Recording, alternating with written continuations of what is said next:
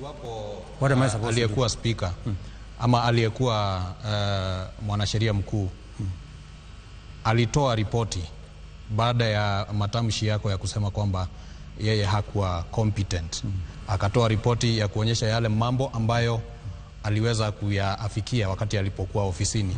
Sijui kama unakubaliana na hiyo ripoti. Hilo ni jambo la kwanza. Na jambo la pili, kutokana na yale ambayo yalifanyika around JB Muturi, the former CS, inasema nini kuhusiana na wale viongozi, ama ni jinsi gani unaweza kuweka viongozi kwa mizani wakati ambapo unateua mtu? Na nitarejelea lile swala la Gachagua, wakati ambapo ulisema kwamba mlipokuwa Karen sio viongozi wengi ambao walikuwa wanamtaka. Kwa hivyo inasema nini kuhusiana na jinsi ambavyo unaekelea mizani viongozi ambao unafanya nao kazi, na wananchi watasubiri hadi lini? Na la mwisho, Mheshimiwa Rais, miaka 2.5 baada ya kuingia katika ofisi, ungali bado unapeana ahadi.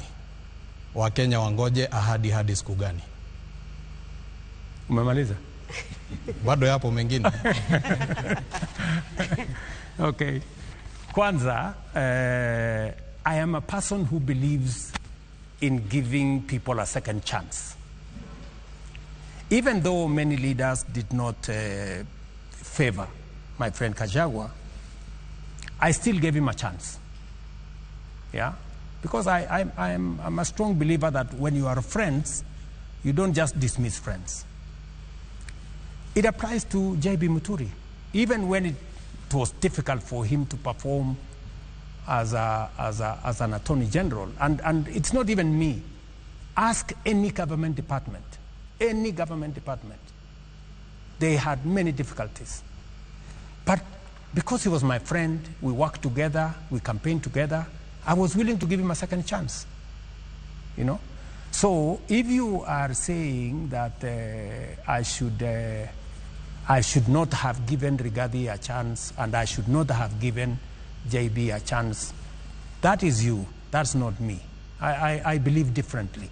And I believe people given a chance, there are many people who have given another chance and they've done very well. You know, they have acquitted themselves. Sometimes maybe people are misjudged. And I want to see how, until it becomes impossible to work with the people who are in your team, you must give them a chance. So I gave my good friend Justin a chance, a second chance, but in the process, he dismissed himself. And I have, what did you expect me to do?